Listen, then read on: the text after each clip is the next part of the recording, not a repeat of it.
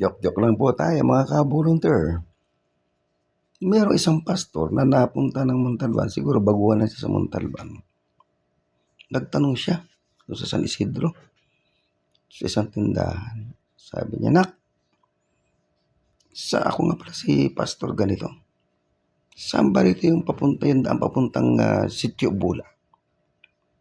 Ganito po yung pastor. Dumiretso po kayo dyan, tapos kakanan kayo. Pag kanan nyo, dire-diretso sa dulo, may malit na daanan, kumanan po kayo ron. Yung po yung Sitio Bulak.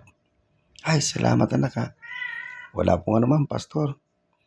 Anak, gusto mo bang mapunta sa langit? Ituturo ko sa iyo yung daan. Sabi nung na tinanong, "Pastor, wag na lang po. Yung nga pong papunta sa Sitio Bulak, hindi nyo nga po alam. Ituturo nyo pa sa akin yung daan papunta langit." Joke lang po, joke lang.